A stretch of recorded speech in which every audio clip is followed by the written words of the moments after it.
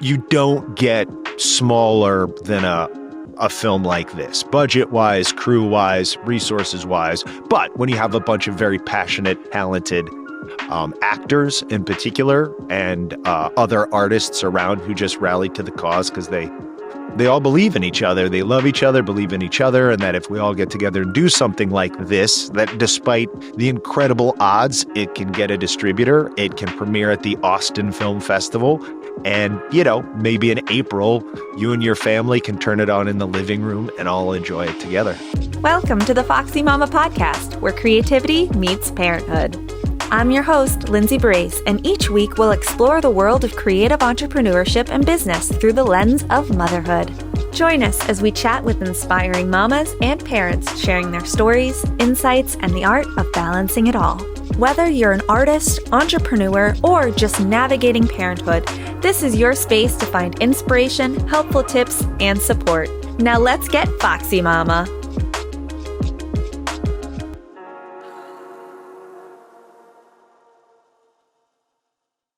Hey, I'm Lindsay Barrasse, host of the Foxy Mama podcast, and I'm so excited to welcome my guest, Ward Roberts, creative entrepreneur, filmmaker extraordinaire, actor, parent, just creative mind. How you doing, Ward? I'm doing very well. Happy to be here. Yeah. Thanks for asking me. Yeah. I was so excited when I saw the trailer for a new film that you have out. And I was like, you have to come on my podcast and talk about it, because so many factors. So let's just dive right into it. Great. Tell us about it. Invaders from Proxima B is the name of the film. It took me a while to come up with it, but I like it. I'm happy with it. 5 years in the making. It all started with originally a puppet I ordered off Etsy to play with my young children with. And then one night we were doing just that. We'd moved into our new home, our first home of home ownership, probably our last one. And I was like, well, I've got a location. What if we had like an alien crash at this house and then we just had to deal with the fallout?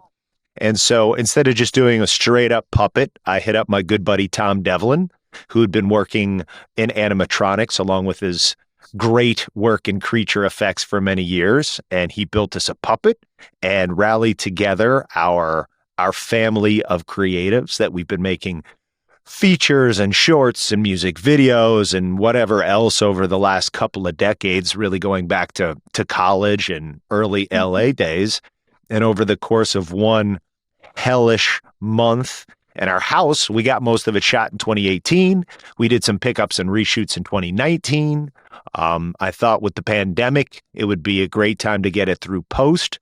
But when you have very little money and people like composers and animators and visual effects people, all components of which we had in this film, are very busy with other projects that are paying them much better, you wait and wait and wait and wait. So it took over 2 years to get it through post.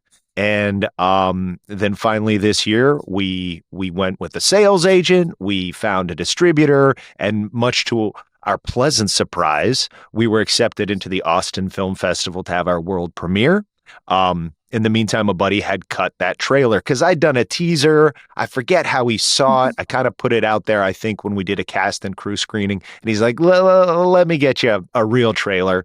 Chris Litton is his name. And, he basically gave it to me as you saw it. And I was like, well, I mean, for anybody who's attempted to cut a trailer, it's such a separate art form. And he's brilliant at it.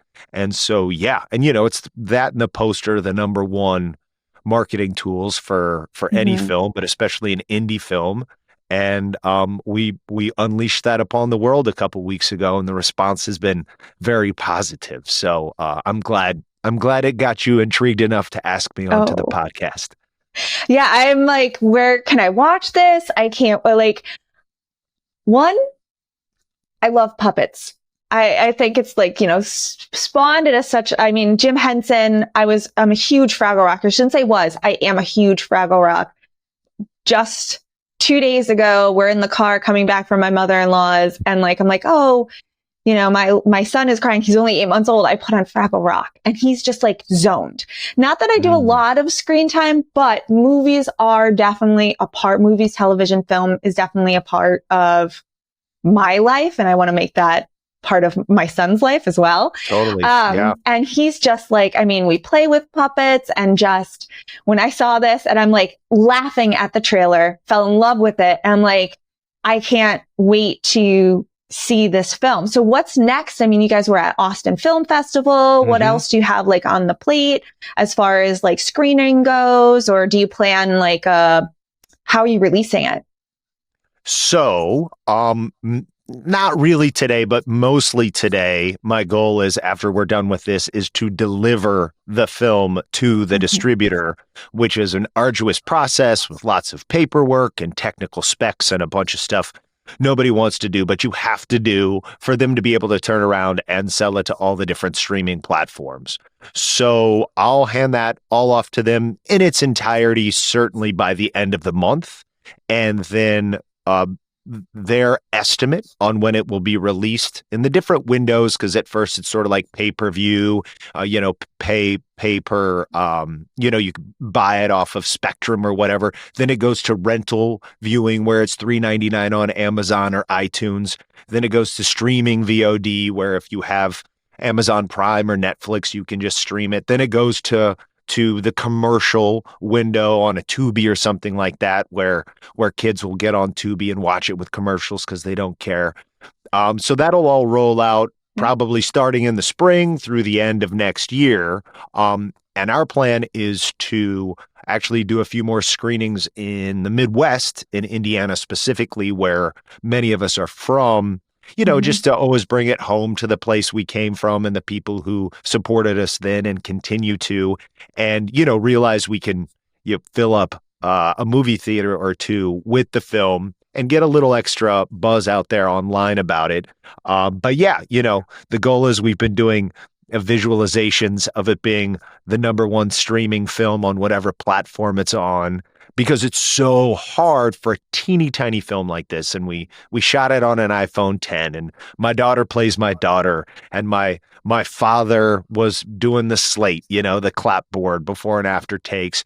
And a lot of the days we had maybe a 4-person crew, and 2 or 3 of us were on the puppet, because he's got these beautiful, cute, funny animatronic eyes and eyebrows that are controlled by remote control. So you have somebody puppeting, you have somebody doing those, somebody running camera. And so you don't get smaller than a film like this, budget-wise, crew-wise, resources-wise. But when you have a bunch of very passionate, talented actors in particular, and other artists around who just rallied to the cause because they all believe in each other. They love each other, believe in each other, and that if we all get together and do something like this, that despite the incredible odds, it can get a distributor, it can premiere at the Austin Film Festival, and, maybe in April, you and your family can turn it on in the living room and all enjoy it together. Yeah. Yeah. So many people don't realize what goes into the making of a film, let alone like the distribution process, right? And just the making. And I think back, I very much miss those days. We moved about 4 years ago from Scranton, Pennsylvania area to now where we're at in Asheville. And other than, the commercial work that we've been doing and the creative birth announcement that my husband and I did last year, which was like so fun. And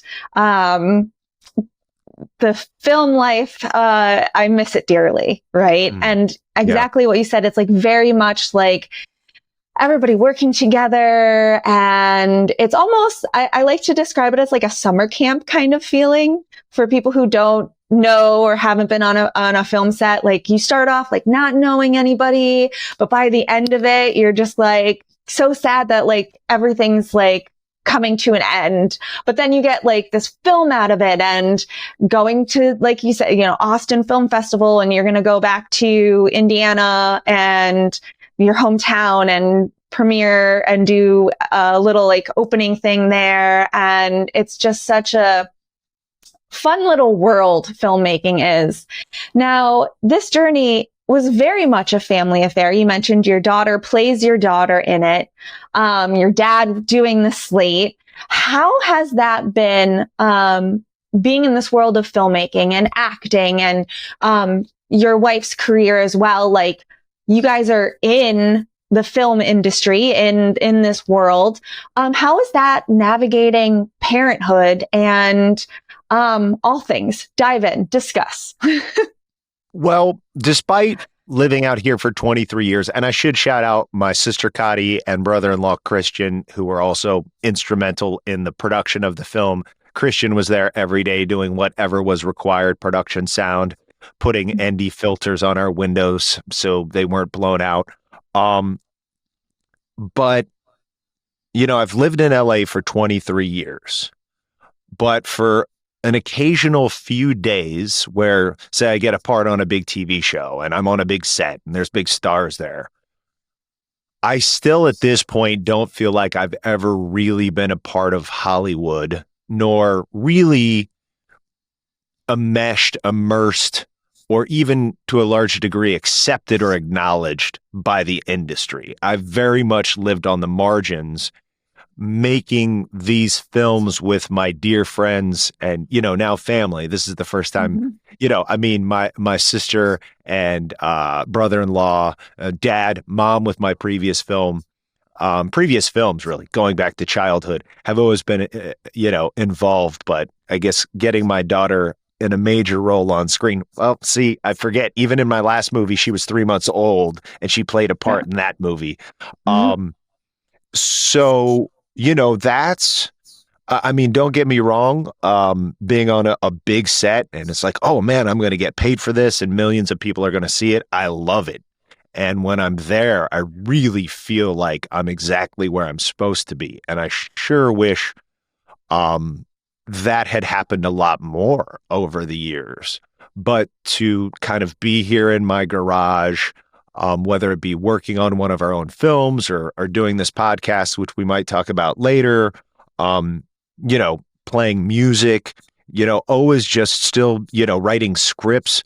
I've just had to figure out how to create and be creative and productive without anybody in LA outside of my dearest friends even knowing I exist. So when it comes to parenthood, I've had lots of time for that. Like, I've been able to, I haven't spent weeks or months away from my family. I'm pretty much there every morning and every night.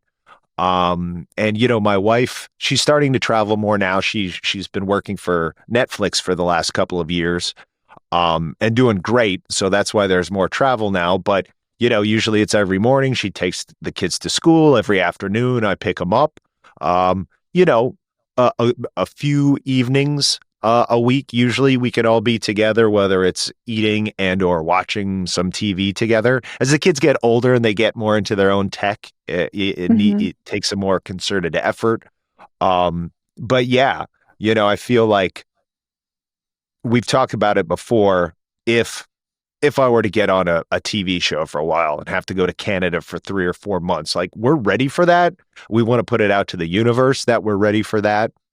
But the fact that my daughter at 13 and my son at 9 have pretty much grown up in LA with 2 parents in the industry and been able to spend time with both of us and each other every day for their entire lives. And, forget about it with the lockdown and with COVID. I mean, it was the 4 of us all together all day for like a year and a half straight. So, I feel in a lot of ways so grateful for that. If I'd been on the other side of the world for half of their childhoods, I probably would have really regretted that.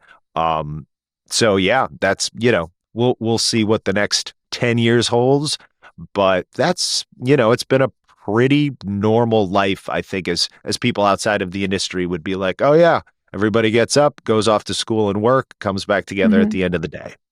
Yeah. I mean, it's a very different lifestyle, right? Because when you're on a film set, whether, it's your own film, or, a big production, let's say, like in Canada, you mentioned, and you're gone for 3 or 4 months. They're long days. They're long days. It's not like, oh, you punch in at 9, you're out by 5 kind of typical thing.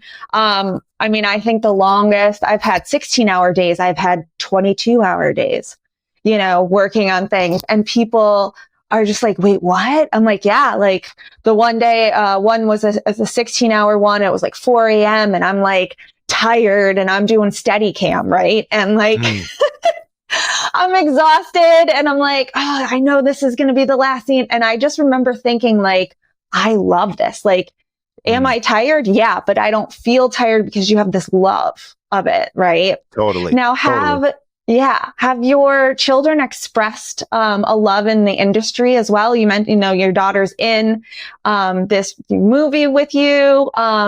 Does she want to do more acting?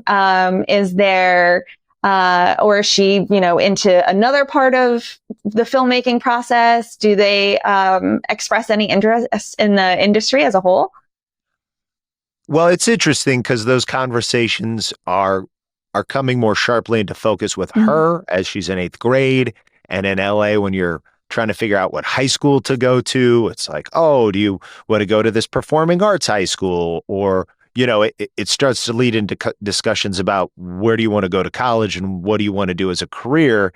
And I think at 13, that's like too much to ask. Like that was around the age I started to figure it out. But I think high school and even college, if somebody chooses to go that route, you should keep your options open to really follow what you're most passionate and interested in.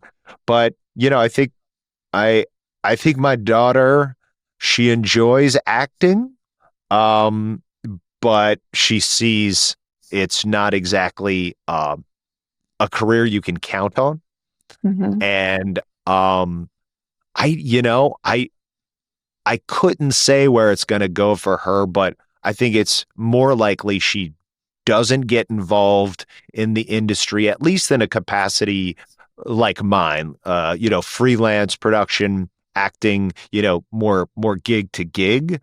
I think she sees the stability. My wife worked for E! Entertainment / NBC Universal for 20 years and then moved over to Netflix. And she has this very steady, 9 to 5 with benefits type of thing.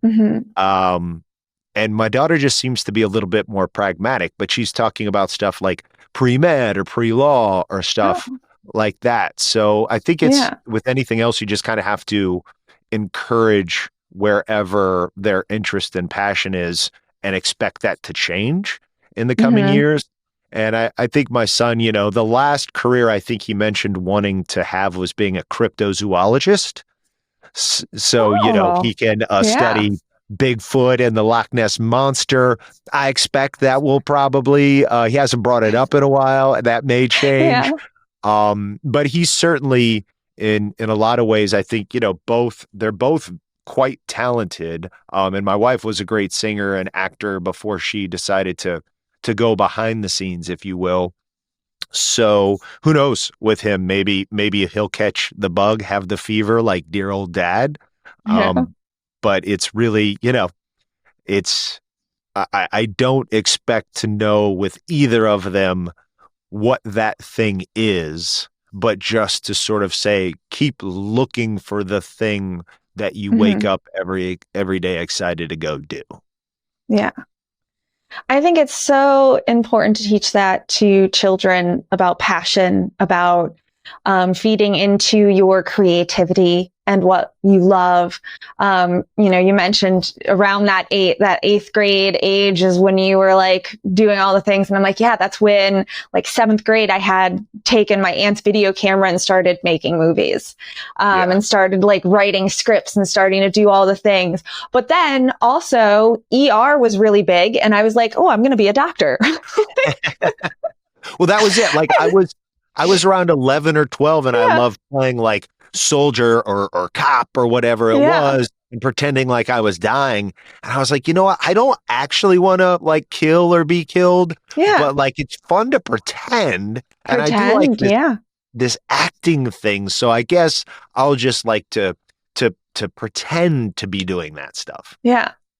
And I thought oh, it was whether it was ER, I wanted to be a doctor. I remember seeing Twister and I'm like, oh, I'm going to be a tornado chaser. Was another thing. I mean, I've always also wanted to secretly be an archaeologist like Indiana Jones. Totally. I think that was my dream from like a very young age. And I love it still and have this like passion for Western civilization and archaeology as a whole. And maybe in a past life, that was also a thing. But I also think like, well, I could pretend, make stories up, create, these little skits or things that I think that's the beauty of having that creative mindset. And so important to teach my son this, and, lead by example, which you are very much doing, and you're bringing your family on sets with you and, incorporating that. Like you said, you bought this puppet on Etsy and to play with and entertain, and one thing led to another. And here's this film, from it.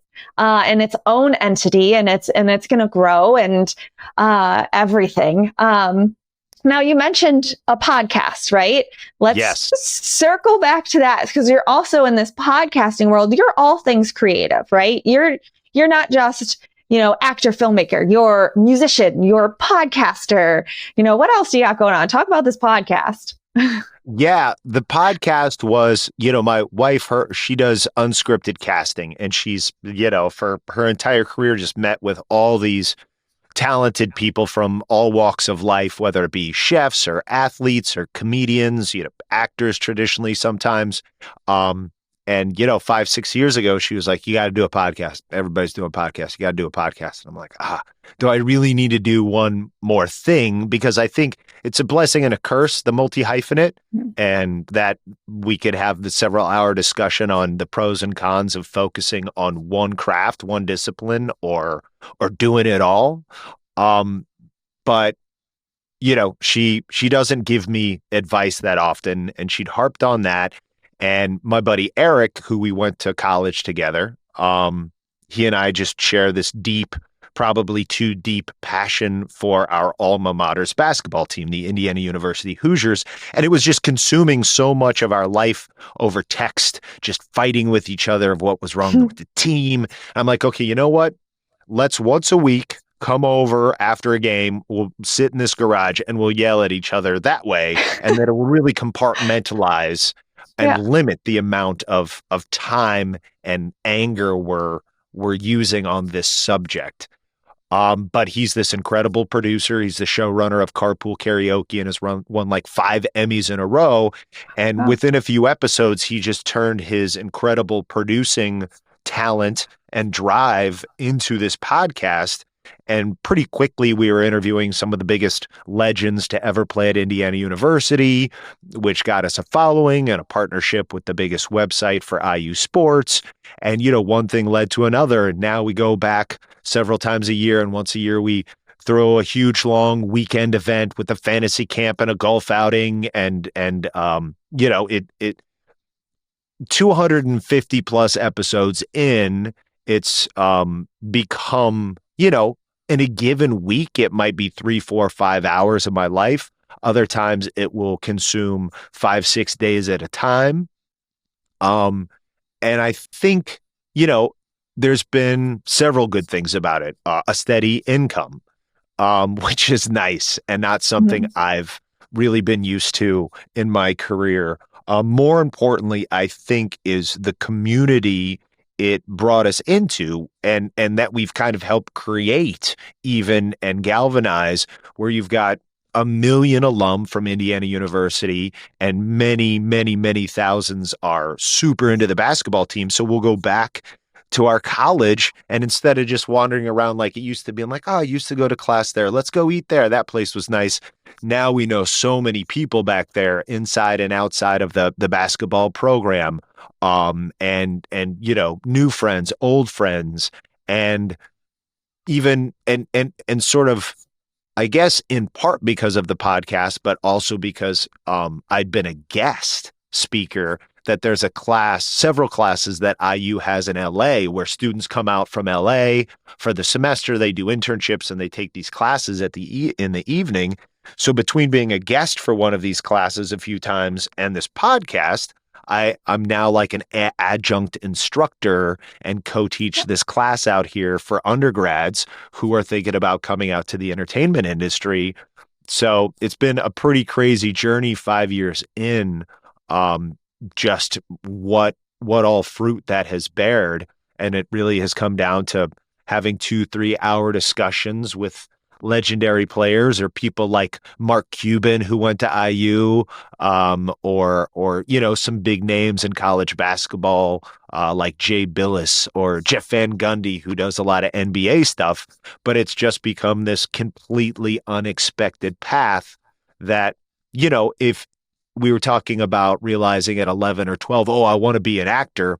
Well, it was broader than that then. I thought maybe I wanted to be on SportsCenter, and I was doing sports broadcasting and interviews in high school and going to IU or going to Colts games and interviewing players. But in college, I was like, nope, I'm going into acting and filmmaking.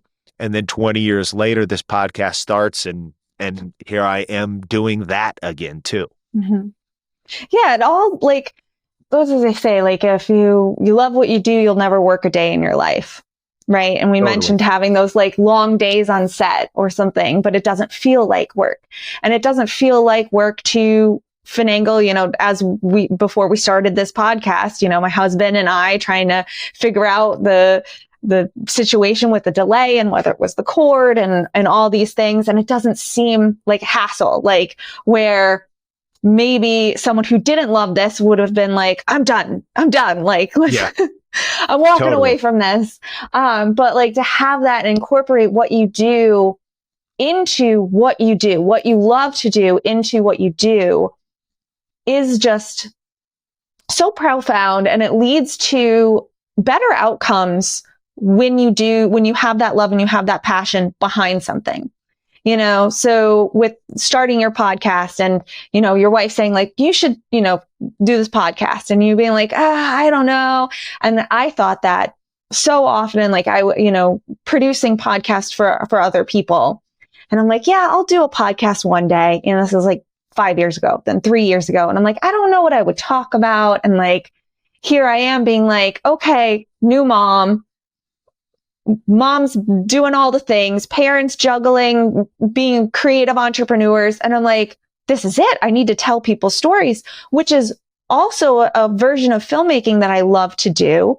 Like I loved the documentary style filmmaking. I loved, even just doing, little web videos for people's businesses because I'm like, I'm capturing life. I'm telling their stories. And that's what it's all about is like, wow, I really love doing these things. And you have such a passion when you're talking about like sports. This is me. And I'm just like, my eyes are just glossing over. I'm just like, wait, what? Sports? But the passion is there and it makes me passionate to listen to the podcast because of your passion that's behind it. And now I'm like, wow, I'm more interested in like all these things and like learn about because it's not just you about like your passion, it's your friend that, you do this podcast with, but you're bringing in all these guests that are also passionate about the same thing. And you share that love of your town, of where you grew up. And you not only use it in this podcast, but you used it in other areas of your life and continue to love and support the town you grew up in the community. You had the film, and now I'm blanking on the name of it. Little Big Top. Yeah, Little Big Top. Yeah. Because you are from Circus Town. Like you're like, I need to do this. And like, and it was so great. And I just Travis Betts, but Travis as the clown. And I'm like, oh, this is so great. And I am like not a circus person, or have that background, but I was like, wow. Yeah. I'm like, wow, I really want to see this film because of that passion that you put behind the project. And when you see that and you put that out into the universe, other people want it. other people want that energy. They want to support. But you do share that love of small town and community, even after leaving and moving to Los Angeles, where, a lot of people are like, oh, I'm never going to see my town again. And I'm going to do this and going to do that. And I think, you and I share that because I love my hometown of dear old Scranton, Pennsylvania so much. And even after when I moved to LA in 2008, 2009, I still shared that love of Scranton. And I think you should know my family does too, to the point that our dog's name is Dundee. Dundee. Yes. For the Dundee awards, for those who haven't watched The Office 40 times in its entirety, like certainly my wife and daughter have. I have through proxy seen it all several times. But so I would argue that our family's probably third favorite town is Scranton. And have you ever been to Scranton? We have not. No. Someday we'll have to make a pilgrimage. My wife also wants to squeeze Hershey into the equation because of the chocolate love, but Scranton is the priority. Yeah. Well, I will say Hershey is great. It smells wonderful.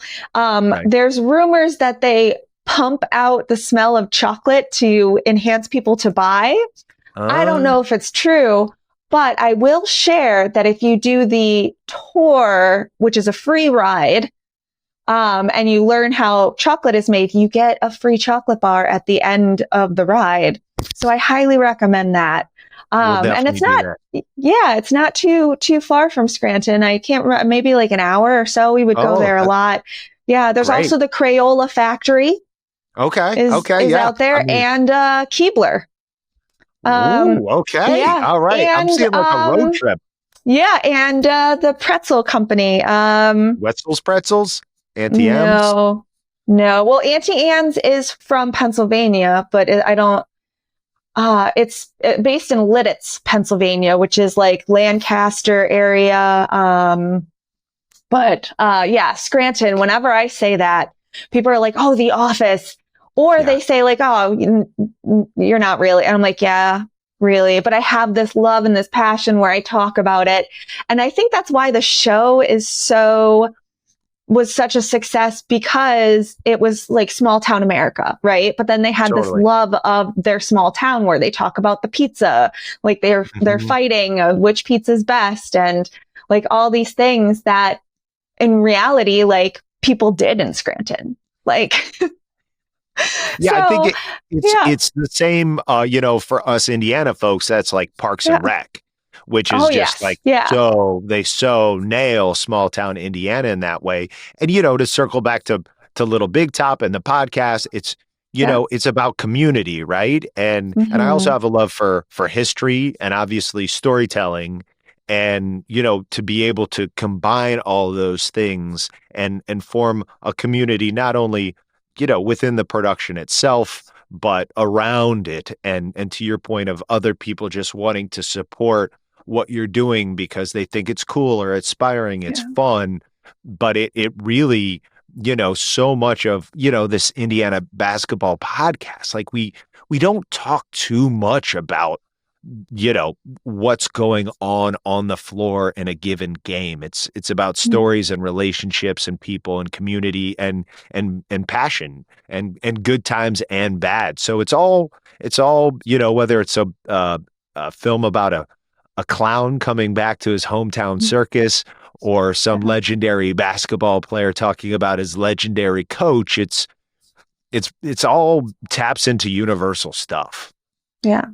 Like the hero's journey, so to speak, or the mindset behind that. And even your recent film is based on the trailer, right? Like that journy that, it's also a body swap movie, which is kind of like I don't want to say like blast from the past, but not a lot of films. Like they used to be really popular in the 90s or like late 80s, early 90s.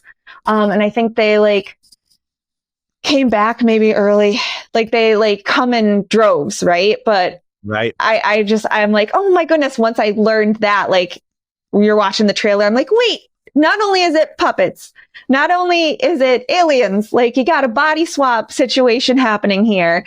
Now, is this film, is it a family film, or is it like for the kid at heart? How would you describe this film? I would describe it as fun for all ages. Yeah.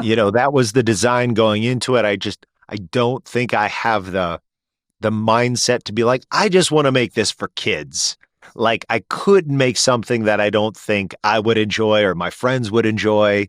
But certainly being like, but yeah, like kids should definitely be into it too.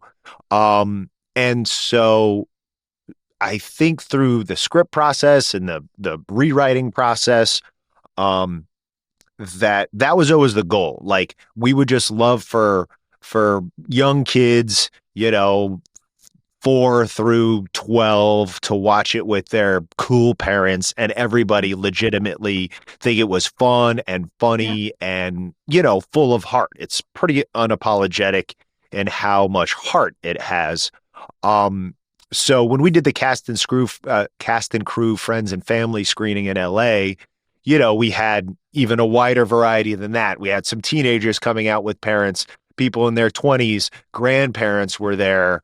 And at this point in my life, I don't go into such things with like much in the way of expectations, like let me just not freak out and just try to enjoy that we get to do this for a couple hours with people we care about. But the look in people's eyes and, the tone of their voices and of course the specific things that they were saying, I'm like, this hits like all the quadrants. Like I sincerely believe your 9-year-old, your 14-year-old, your kid back from college, you guys, your parents, the grandparents in the equation can all sit there over the holidays and watch this thing and be like, yeah, that was really fun. And everybody, nobody be kind of like, well, let me scroll through my phone because this isn't for me. Love the products you're hearing us chat about on the Foxy Mama podcast? Find all the featured items on my personal Amazon shops page at amazon.com/shop/The Lindsay Boo. Happy shopping. I mean, it's so great that you're doing this as a family, right? You're showing you're leading by example. You're showing, hey, be creative, do what you love to do. And all things. What kind of advice would you give other parents out there who are in that creative field? I just think of how you said it started 2018. I think you said you bought the puppet, and here it is 2023. So it can take some time, but if you keep going, you put one foot in front of the other and have that, you'll have the outcome. You just have to keep going. What advice would you give other parents, other creative entrepreneur parents out there? Well, it's that, what do they say? Cheap, fast, and good. You can have two of the three. So we made this very cheaply and we think very well, but we couldn't do it fast. So, and not to say over the 5-year journey, really from the time we started in, like, let's say pre-production, we're pushing closer to 6 years now. So it's going to be over 6 years from really like, hey, let me write this and make this. It's going to be at least 6 years for that journey. And oh man, months would go by when nothing was happening and I was just waiting for shots to come back or cues to come back. And it was, what's wrong with me? Why can't I do this faster? Why can't I generate more resources to be able to make this go faster? But I think in part because, like, okay, let's do this. Let's start at the start. What do you have access to? What other artists, collaborators, locations, gear do you have access to?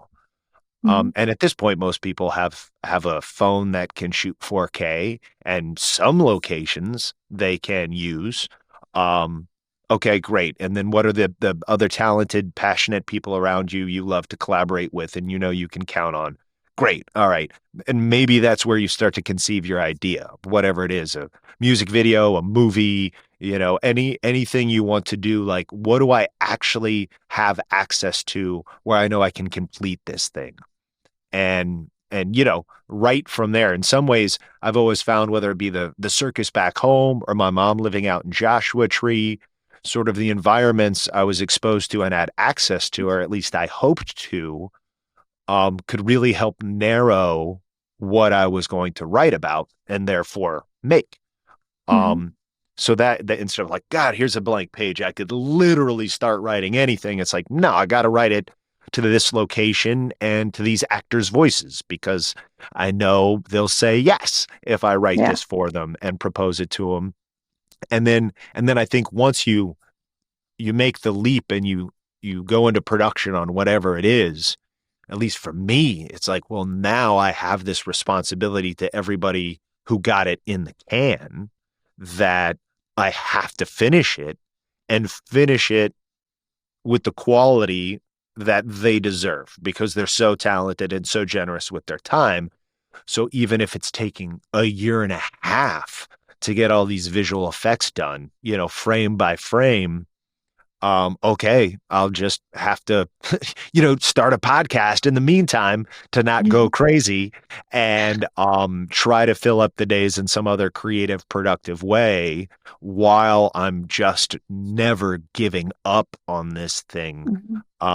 So yeah, and and as far as like showing that to your kids, I think, when we found out we got into the Austin Film Festival, I picked up the kids and I told them in the car and I was just like, look, the only reason this is happening is because a small group of people who love each other and believe in each other all showed up because of that love and that shared belief and a love and passion for what they do. And that's why we're all connected and have this bond and count on each other in this way. So I think, and especially my kids now are getting a little more interested in sports. We'll see how that lasts, but they really had not up to recent weeks. So, but that idea of teamwork and being a part of something bigger than yourself. And look, you can be a sculptor or a painter. And I think that can be very inspiring to children too, as the way of like expressing your individualism. But in the case of making a movie, it's the ultimate collaborative art where you're bringing in all these different kind of artists to a shared vision. So for them to be able to witness that no matter what they go and do in their life, they'll see, well, dad's passionate about something and that passion has connected to him to all these other passionate people. And holy cow, we get to go to Austin, and meet our aunt and grandpa from Indiana there because they helped us on this too. And 25 other people show up, 3 states away, to celebrate this thing we all did together, not because we wanted to get rich or famous, but because it's just something we love to do with these people. Yeah. They say teamwork makes the dream work. That phrase has been tossed around in our circle for sure. Yeah. Yeah. But it really does. And it is so beautiful to see when you've worked so hard at something and it's taken so long, but you follow through and you keep going and there it is, right? You're sitting in the seat, Austin Film Festival, and then boom, the opening comes on. Like it's just a surreal feeling when you have that. And it's, whether it's film or, storytelling in general, they always say like, oh, write what you know, start with what you know, start with who you know, start with areas like, and it's the art of asking as well. I like to say that, recently, we had, a film shoot for a web video to showcase creative efforts, and it's kind of like Reiki meets physical therapy, right? And this company, this team of individuals want to showcase that. And I had this location set and everything, and then the very 2 days prior, they're like, you can't use this location. And I'm like, I'm scrambling. I'm like, all right, who do I know? What areas do I, have here? What do I have in front of me? I'm sending text messages. I'm like, hey, do you have a location? This is the ideal we're looking for. And it was that art of asking and putting out there. And we got an even better location than we had even anticipated and even planned. And it worked out, passionately. And I could have just said, hey, let's reschedule the shoot, guys. This isn't going to work out. But it's like that determination and that grit to keep going and to keep putting yourself out there. And I honestly believe when you do that, the universe and everything just like conspires for you to be like, here, and you might have rough seas. You might have some rocky weather and rocky roads coming, but it's all teaching you a lesson because, using the Austin Film Festival, you sit down and you're just like, we did it. There it is. There it is. So what's next? Now you mentioned the distribution process and working and filling out all the paperwork. Are you going to be doing any more festivals coming up or? Yeah, I don't think so. I'm going to get on Film Freeway and just see, is there something I can sneak in a deadline for now that's a decent festival that might, screen around the time of the release?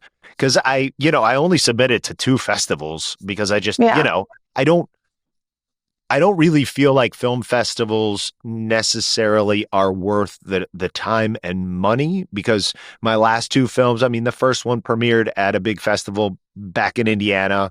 The second one came close, but didn't get into a couple of dream festivals. I was like, I don't know, but we got distribution for both. And I'm like, there's a bunch of films that get into these film festivals that never get distribution. So, what I felt I did miss from that aspect was sharing it with an audience in a darkened theater on a big screen and, hearing the reactions. And that's a beautiful thing. It's especially in the streaming age. So I think it's very valid to go about trying to get into festivals for that experience.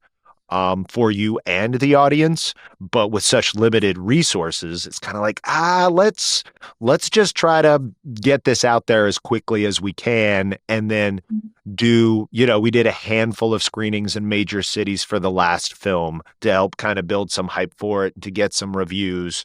And so the time and money went into that instead of festivals. So with this one, it was like, world premiere at Austin. We're not going to beat that. We'll do some screenings back home where we know there's going to be big audiences for it. And then, it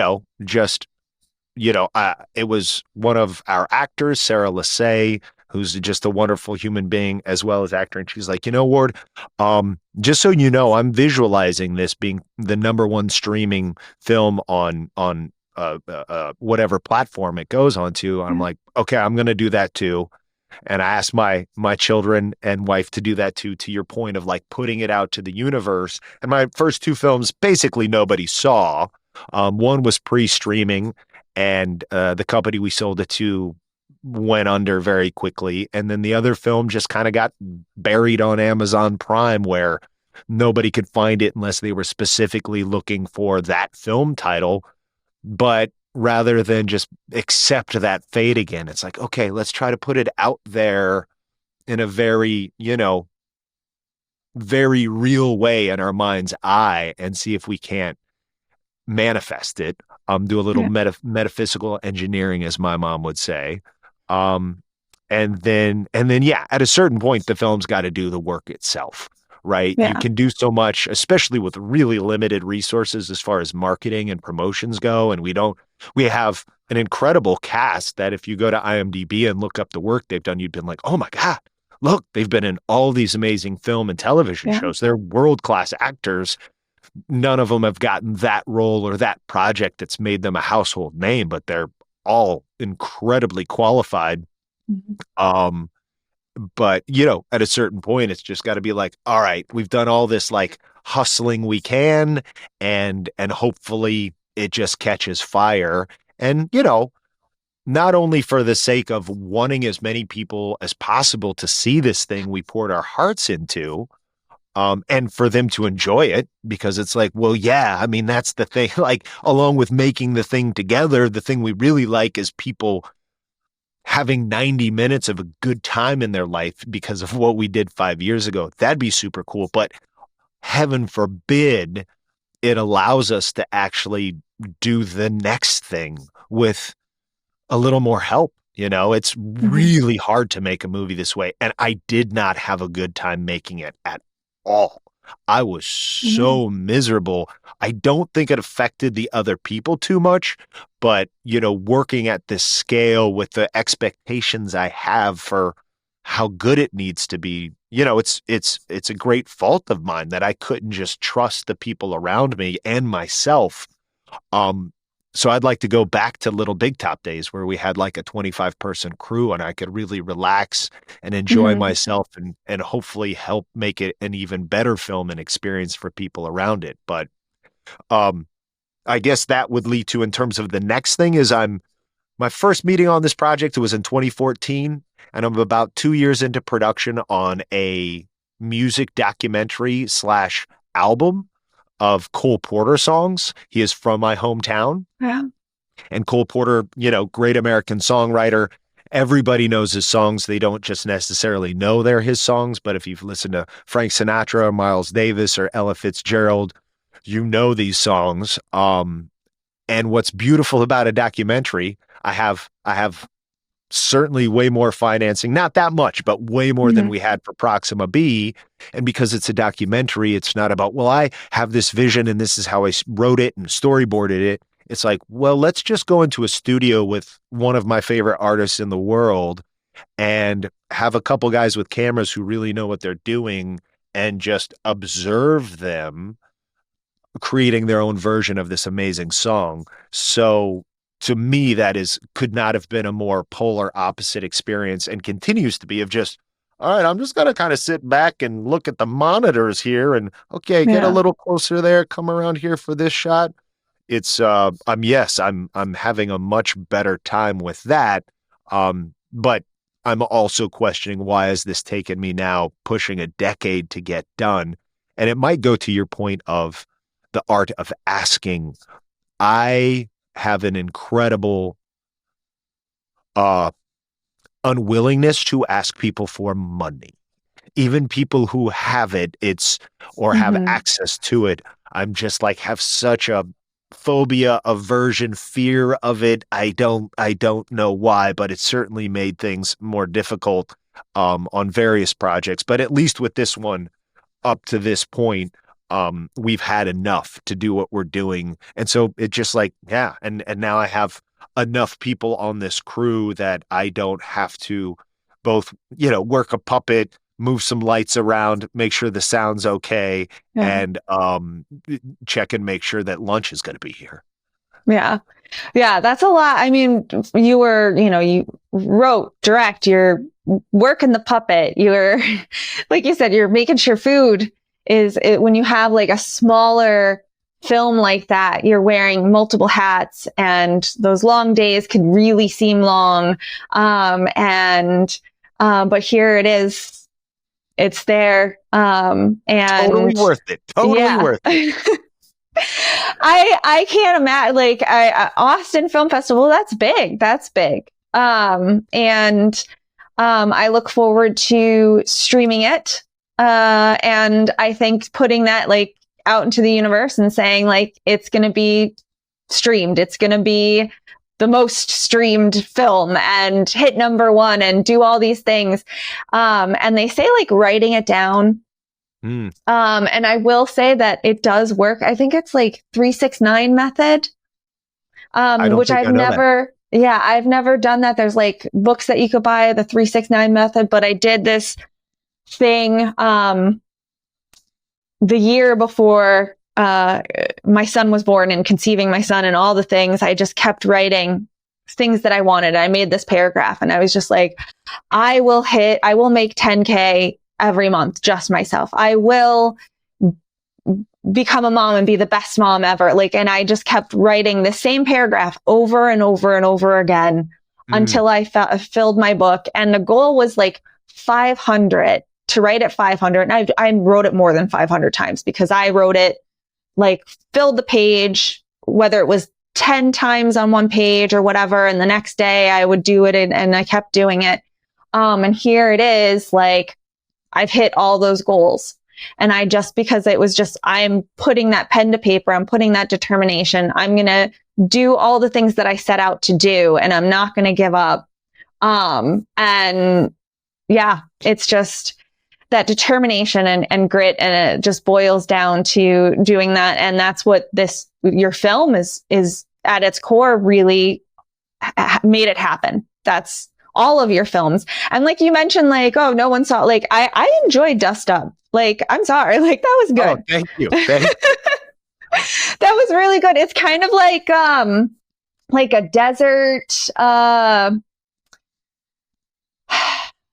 what's the word? I'm like blanking on the style of film. Like, I think the most common thing people ended up saying, like a grindhouse neo-western. Grindhouse, thank you. Yeah, grindhouse western. Yeah, I love grindhouse. I love western, and there was like action, and there was like these gore, like boom gore type scenes, and it was good. It was, not family film that. No, not at all. But I enjoyed it. And I enjoy watching all of the success that comes your way, and the success that will continue to come your way. So where can our listeners find out more information about your films and where to find you? All the socials. Lay it on them.